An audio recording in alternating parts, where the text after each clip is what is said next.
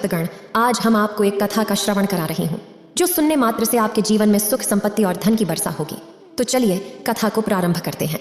श्रोताओं, एक जंगल में एक तोता और मैना ने प्रेम पूर्वक आपस में मिलकर रहा करता था। उनमें बहुत प्रेम था।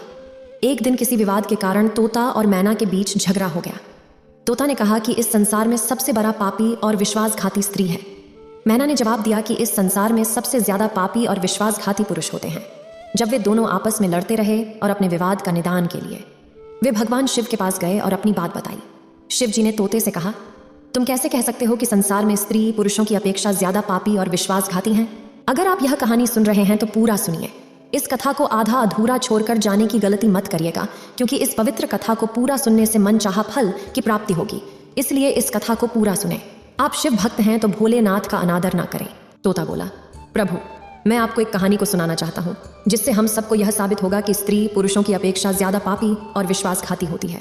फिर भगवान शिव बोले, ठीक है, तुम कहानी सुनाओ। श्रोताओं, तब तक माता पार्वती आ जाती है और कहती है, मुझे भी यह कहानी सुननी है, मैं भी सुनना चाहती हूँ।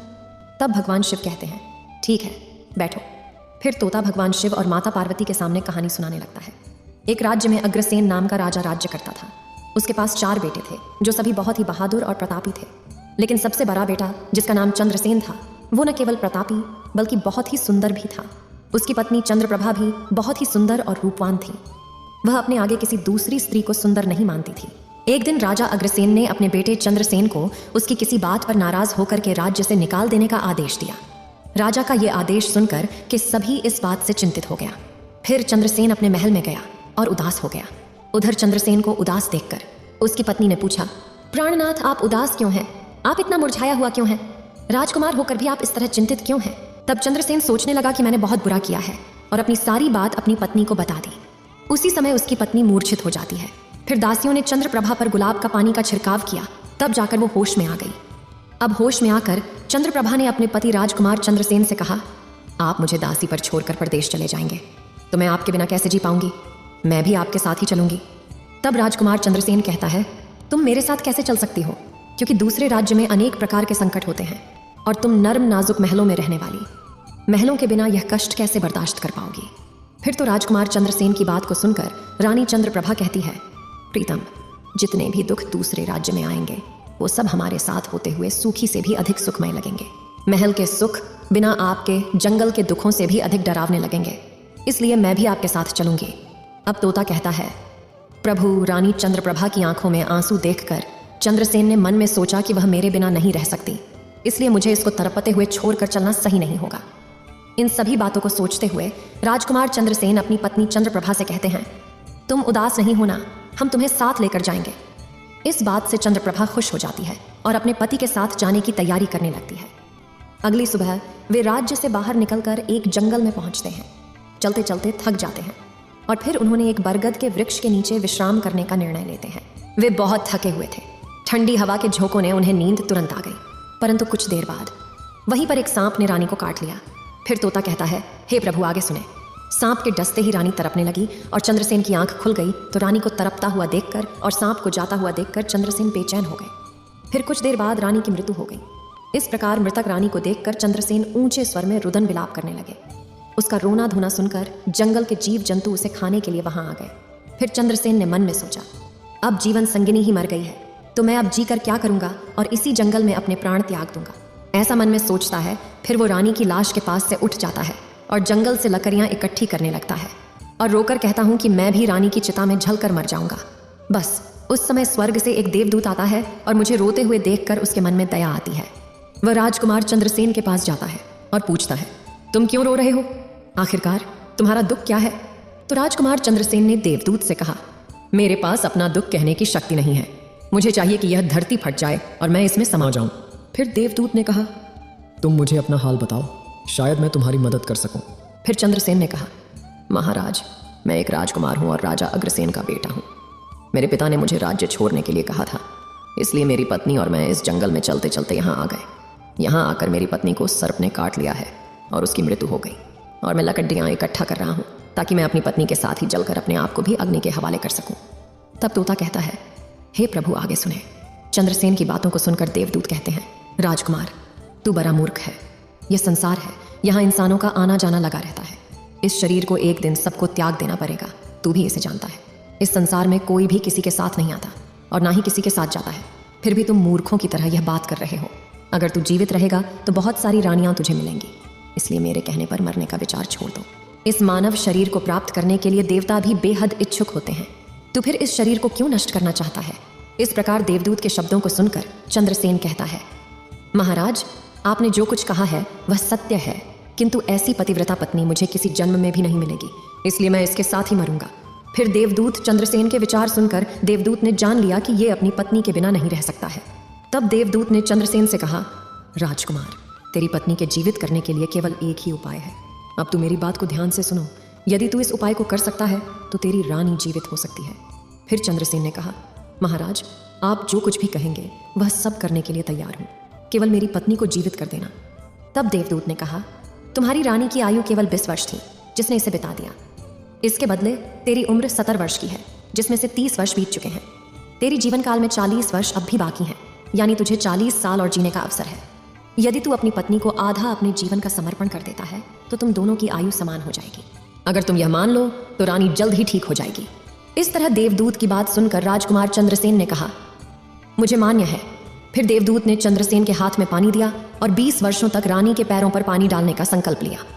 अब जैसे ही चंद्रसेन ने संकल्प किया कि वह जल को रानी के पैरों पर डालेगा, देवदूत ने कह दिया, पानी को पैरों पर डालने से पहले मेरे एक बात को ध्यान से समझ लो, इसमें एक गुप्त रहस्य भी है। अभी तो तुझे रानी की आवश्यकता है, तुम पानी डालकर उसको बचा सकते हो, लेकिन भविष्य में अगर रानी की आवश्यकता नहीं पड़ती है तो तुम अपने संकल्प को वापस ले सकते हो, और जब तुम वह संकल्प वापस लेते हो तो तुम्हारी रानी को तुरंत ही मौत हो जाएगी। परंतु एक बात हमेशा याद रखना, इस संकल्प को कभी वापस न लेने की बात रानी से कहना मत, वरना तुम अपने संकल्प को वापस नहीं ला सकोगे। हमेशा याद रखना, जीवन में कुछ बातें हमेशा छिपा कर रखनी चाहिए, क्योंकि कभी कभी ये बातें काम आ सकती हैं। फिर तो ऐसा कहकर और उस रानी के सामने आकर वो देवदूत जो थे अंतर्ध्यान में चले गए। तब चंद्रसेन रानी से कहता है, आप सो गई थी, मैंने आपको नहीं जगाया। फिर चंद्रसेन कहने लगा, तुम बहुत थकी हुई थी, इसलिए मैंने तुम्हें नहीं जगाया। इस प्रकार राजकुमार चंद्रसेन ने अपनी रानी से सारी बातें छिपा दी कि सर्प ने तुम्हें काट लिया था और तुम मर गई थी। मैंने तुम्हें फिर जीवित कैसे किया है, ये सब राजकुमार ने अपनी पत्नी से छिपा लिया। फिर तोता बोला, प्रभु। फिर वो दोनों आगे बढ़ गए। कई दिनों बाद उन्होंने एक बहुत ही सुंदर स्थान देखा। वहां पर एक फकीर की कुटिया थी। जब वे वहां पहुंचे तो उन्होंने देखा कि एक सुंदर युवक फकीर हुक्का पी रहा था। वे दोनों बहुत ही थके हुए थे, इसलिए वे फकीर के पास बैठ गए। उस समय राजकुमार ने रानी से कहा, रानी, हमें प्यास लगी है, हम कुएं पर जाकर पानी पी आते हैं। अगर तुम भी प्यासी हो तो तुम्हारे लिए भी पानी ले आते हैं। तब राजकुमार की बात को सुनकर रानी ने कहा, मुझे तो प्यास नहीं लगी है, आप जाइए, पानी पिए, फिर वापस आइए। इसके बाद रानी की जवाब सुनकर राजकुमार चंद्रसेन एक लंबी रस्सी लेकर कुएं की ओर जा रहे हैं। चंद्रसेन पानी पीने पहुंचे तो राजकुमारी चंद्रप्रभा उस फकीर की ओर देख रही हैं। चंद्रप्रभा फकीर की सुंदरता को देखकर उस पर मोहित हो गई, अर्थात वह उसको दिल दे बैठी थी। अब वह फकीर से कह रही हैं, फकीर साहब, आप यहाँ बहुत खुशी से रहते हैं। फकीर ने कहा, तुम भी मेरे साथ रह सकती हो, लेकिन तुम्हारे पति भी साथ में हैं, तो कैसे तुमको रख सकते हैं। इसके बाद राजकुमारी चंद्रप्रभा ने फकीर के सामने अपनी प्रेम लीला प्रकट की तो फकीर ने कहा, मैं एक उपाय बताता हूँ। तुम अपने पति को जिस कुएं में पानी पीने गया है, तुम उसी कुएं में धकेल देना, फिर जो होगा हम देख लेंगे। फिर तो फकीर की बात सुनकर के चंद्रप्रभा ने कहा, ठीक है, मैं ऐसा ही करूंगी। अब इतनी ही देर में राजकुमार चंद्रसेन पानी पीकर रानी के पास आया तो रानी कहने लगी, मुझे भी अब प्यास लग रही है, कुएं पर वापस चल करके मुझे भी पानी पिलाओ। तो राजकुमार चंद्रसेन बोला, मैंने तुमसे पहले ही पूछा था और तुमने मना कर दिया था। खैर, अगर तुमको प्यास लगी है तो मैं अभी पानी लेकर आता हूँ। तब चंद्रसेन पानी लेने चला तो रानी भी उसके साथ चल दी और कहने लगी, मैं भी तुम्हारे साथ चलती हूँ। बेचारा चंद्रसेन तो उसके प्रेम में पागल था, उसको क्या मालूम था कि ये मेरे प्राण लेने के लिए मेरे साथ आ रही है। श्रोताओं, वास्तव में विद्वान सच कहते हैं कि स्त्रियों के चरित्र को देवता भी नहीं जान सकते। मानव क्या चीज होता है, उनके जाल में अच्छे बुद्धिमान भी फंस जाते हैं। जब राजकुमार चंद्रसेन कुएं पर जाकर पानी भरने के लिए डोल भरता है तो रानी ने अपने पति यानी राजकुमार चंद्रसेन को धक्का देकर कुएं में गिरा देती है और खुद फकीर के पास चली जाती है। वह फकीर रानी को अपने साथ ले जाकर एक राज्य में बस जाता है। वहां दोनों खुशी से रहने लगते हैं। फकीर ने फिर रानी को ऐसा नाचना और गाना सिखाया कि वह नृत्यांगना के रूप में मशहूर हो गई। धीरे धीरे वह राजकुमारी पूरे नगर में प्रसिद्ध हो गई। इस तरह रानी के नृत्य और गीत के कारण वह फकीर के पास लाखों रुपए बन गए। रानी भी उस फकीर के साथ मस्ती में रहने लगी थी। जिस समय रानी ने अपने पति चंद्रसेन को कुएं में धकेल दिया था, तब संयोग से एक जंजीर जो कुएं में लटकी थी उसे पकड़ लिया था। चंद्रसेन ने उसको पकड़ा और कुएं में लटकता रहा। ईश्वर को याद करते हुए वो सोचने लगा, क्या यही मेरे प्यार की सजा है? और कुछ समय बाद बंजारों का एक काफिला वहां आया। काफिले में से एक बंजारा डोल लेकर कुएं का पानी भरने लगा। जब उसने पानी में डोल डाला, तब चंद्रसेन ने उसका डोल हाथ से पकड़ लिया। बंजारा यह देखकर चौंक गया और पूछा, तुम कौन हो? राजकुमार चंद्रसेन ने कहा, भाई, मैं आफत का मारा हुआ हूँ, मुझे यहाँ से निकालो और मेरी जान बचाओ। मैं सारी जिंदगी आपके उपकार को नहीं भूलूंगा। और ऐसा कह करके राजकुमार बंजारे से प्रार्थना करने लगा। फिर तो राजकुमार चंद्रसेन के दुख को देखकर कि उस बंजारे को उस पर दया आ गई और उसने चंद्रसेन को कुएं से बाहर निकाल लिया और फिर पूछा, ये भाई, तुम कौन हो? तुम इस कुएं में कैसे गिरे? तुम मुझे अपना हाल बताओ। तब चंद्रसेन ने कहा, भाई, मैं अपना हाल आपसे कैसे कहूँ? जो मुश्किलें मेरे साथ हुई हैं, भगवान ना करे किसी के साथ ऐसा हो। फिर चंद्रसेन ने कहा, यदि तुम मुझसे जानना ही चाहते हो तो मैं आपको अपनी कहानी सुनाता हूँ। मैं एक राजकुमार हूँ। मेरे पिता ने मुझे राज्य से निकाल दिया था, इसलिए मैं अपनी प्रिय पत्नी के साथ एक जंगल में पहुंच गया। मेरी पत्नी और मैं एक दूसरे से बहुत प्यार करते थे। जंगल में एक सांप ने मेरी पत्नी को काट लिया, जिससे उसकी मृत्यु हो गई। मैं जब अपनी पत्नी के साथ मरने जा रहा था, तब एक देवदूत ने मुझ पर दया की और मेरी आयु के 20 वर्ष में मेरी पत्नी को देने के बाद उसे पुनः जीवित कर दिया। फिर हम उस जंगल से आगे बढ़े। कुछ दिनों बाद हम एक स्थान पर पहुंचे जहां एक फकीर का डेरा था। मुझे प्यास लगी। मैं पानी पीने गया। जब मैं वापस आया तो मेरी पत्नी ने मुझसे कहा कि उसको भी प्यास लगी है, मुझे भी पानी पिलाओ। और इसी तरह कहकर मेरी पत्नी मेरे साथ उस कुएं पर आ गई। मैं कुएं से पानी निकाल रहा था तो उसने मुझे पीछे से धक्का दिया। कुएं में लटकी हुई एक जंजीर मेरे हाथ में आ गई, जिससे मैं कुएं में गिरने से बच गया। और फिर जब आप आए तो मैंने आपको आवाज़ दी, जिसके बाद आपने मुझे कुएं से बाहर निकाला। अब तोता बोला, प्रभु, इस प्रकार राजकुमार चंद्रसेन ने दुखी मन से सारा हाल उस बंजारे से कह दिया और फिर अपनी व्यथा सुनाकर चंद्रसेन चुप हो गए। उधर बंजारा ने उसकी बात को सुना और रानी की करतूत सुनकर दुखी होकर कहा कि स्त्रिया का चरित्र भगवान भी नहीं समझ सकते, तो मनुष्य कैसे समझ सकता है? बोलकर ऐसे कहकर बंजारा ने चंद्रसेन को सिर पर हाथ फेरा और कहा, तुम चिंता मत करो, भगवान बड़े दयालु हैं, वह तुम्हारी सहायता करेंगे। फिर उसने और कहा, तुम चाहो तो हमारे साथ कुछ दिन रुक सकते हो। राजकुमार चंद्रसेन ने उन बंजारों के साथ रहने को सहमत हो गया। फिर उनकी सहायता से वह कुछ दिनों बाद उसी राज्य में पहुंचा जहां उसकी पत्नी चंद्रप्रभा और वह फकीर रह रहे थे। उस राज्य को देखकर वह बंजारे से कहा, भाई, मेरी इच्छा है कि तुम कुछ दिन इस राज्य में रहते हैं। तब बंजारे ने कहा, आप जैसे चाहें, मुझे कोई आपत्ति नहीं है। फिर राजकुमार चंद्रसेन, जो बंजारे से विदा होकर राज्य में आया, काम की तलाश में घूमने लगे। कुछ दिनों बाद राजकुमार की मेहनत परिश्रम देखकर उसे एक बड़े व्यापारी ने अपने पास नौकरी पर रख लिया। इस तरह राजकुमार चंद्रसेन ने उस व्यापारी के पास रहना शुरू किया और बड़ी मेहनत और प्यार से अपने कर्तव्यों का निर्वाह करना शुरू किया। यह देखकर उस व्यापारी ने चंद्रसेन को बड़ा सम्मान दिया और उसे अपने यहाँ का मुनीब बना लिया। और इस तरीके से राजकुमार चंद्रसेन के दिन बड़ी खुशी खुशी गुजरने लगे। अब एक दिन नगर के राजा के यहाँ चंद्रप्रभा के नृत्य का आयोजन हुआ। राजा ने उस शहर के सभी बड़े व्यापारी और सेठों को अपने यहाँ नृत्य देखने के लिए आमंत्रित किया। जब राजकुमारी चंद्रप्रभा का नृत्य होने वाला था, शहर के सभी व्यापारी और सेठ साहूकार राजा के यहाँ पहुंच गए। चंद्रसेन, जो रानी के नृत्य और गायन की प्रशंसा सुनता था, उसने भी सोचा कि मुझे इस नृत्य को देखना चाहिए। उसने भी राजा के दरबार में सेठ के साथ यहाँ पहुंच गया। रानी ने अप्सरा के समान नृत्य किया और उनकी सुरीली आवाज में कई सुंदर रागों को प्रस्तुत किया। उनके गाने को सुनकर महफिल के सभी लोग आश्चर्य में आ गए और सभी बहुत सारे इनाम दिए। इसके साथ ही राजा से लेकर प्रजा तक सभी ने उन्हें प्रशंसा की। राजकुमार चंद्रसेन ने अपने हाथ की अंगूठी उठाई जिसमें हीरा जरा हुआ था और फिर वह उसे उतारकर रानी चंद्रप्रभा को भेंट कर दी। इसके बाद रानी चंद्रप्रभा ने अंगूठी को पहचान लिया और मन ही मन में कहने लगी, यह तो बहुत बड़ा आश्चर्य हो गया। मेरा पति जिंदा है और यहाँ पहुंच गए हैं, अब वह मुझे छोड़ेगा नहीं, इसलिए मुझे कुछ ऐसा करना चाहिए जिससे वह मारा जा सके। उसने मन में सोचा, अब मैं यहाँ के राजा को एक सुरीली गाना और नृत्य सुनाऊंगी जिससे वह खुश होकर मुझे कुछ मांगने के लिए बोलेंगे, तब मैं राजा के आदेश से उन्हें मारवा दूंगी। इसके बाद राजकुमारी चंद्रप्रभा ने एक सुरीली गाना और नृत्य को सुनाई।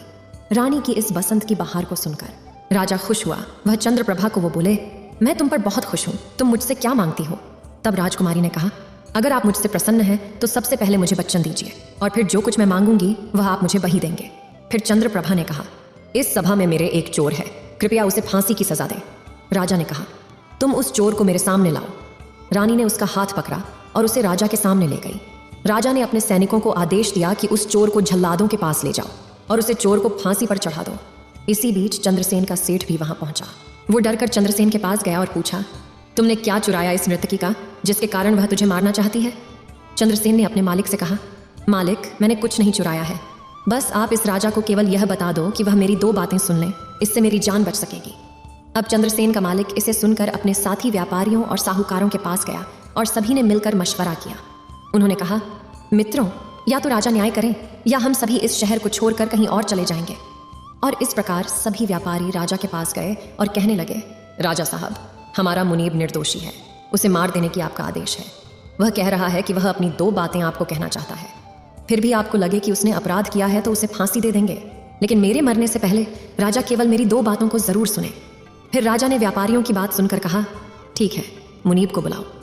चंद्रसेन को लेकर राजा के सामने लाया गया और राजा ने कहा, तुम जो कुछ कहना चाहते हो वो मेरे सामने कहो। तब राजकुमार चंद्रसेन ने कहा, महाराज, मैंने क्या दोष किया है जिसके कारण आपने मेरी हत्या का आदेश दे दिया है? फिर उसकी बात को सुनकर राजा ने कहा, तू इस नर्तकी का चोर है? तो चंद्रसेन ने कहा, नहीं महाराज, मैं इस उल्टा स्त्री का पति हूँ जिसने कुएं में धकेल कर एक फकीर के साथ चली आई है। राजकुमारी चंद्रप्रभा ने समझ लिया कि बात बिगड़ रही है। तब राजा से कहती है, महाराज, मैं कुलटा हूँ, यह झूठ बोल रहा है। ये कौन है? मैं इसे जानता तक नहीं, ये तो मेरा चोर है, मैं सिर्फ इतना ही जानती हूँ।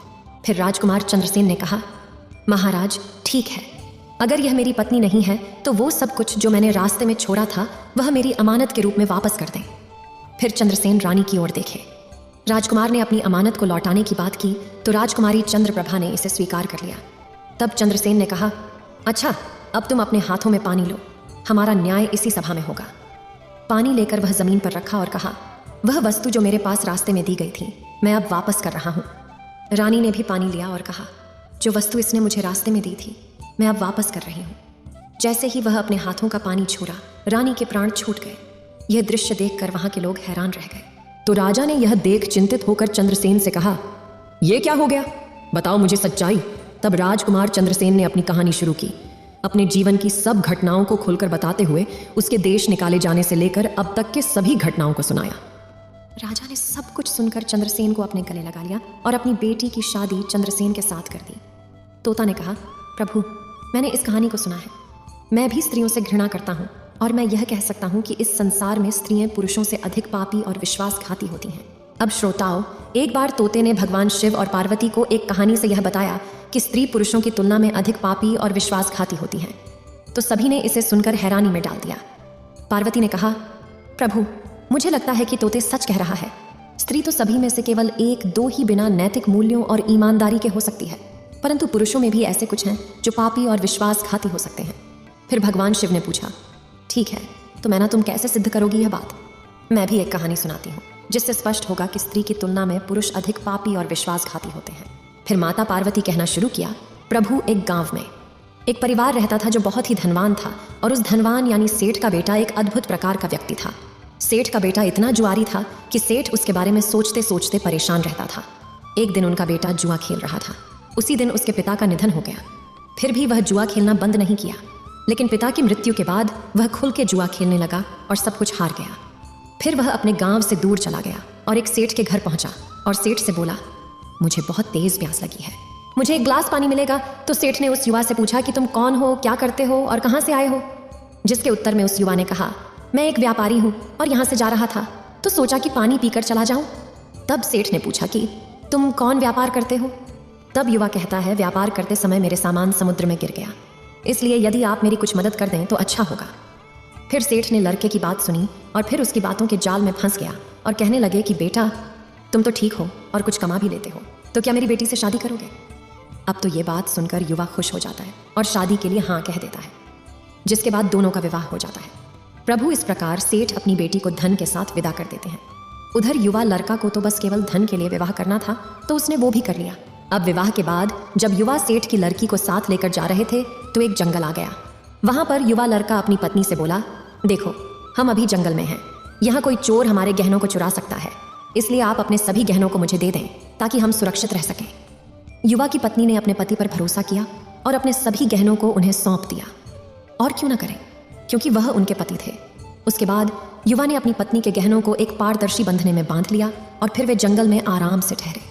इस दौरान युवा के मन में लालच उत्पन्न हुआ और उनकी पत्नी के साथ जाने वाली एक दासी थी जिसे सेठ ने अपनी लड़की के साथ भेजा था। युवा ने फिर उस दासी को मार डाला। फिर उसने अपनी पत्नी को एक कुएं में गिरा दिया और मन में यह विचार किया कि मैं इसके साथ में सिर्फ पैसों के लिए शादी की थी, मेरे पास पैसे मिल गए, और उसने सोचा कि वह पानी में डूबकर मर जाएगी।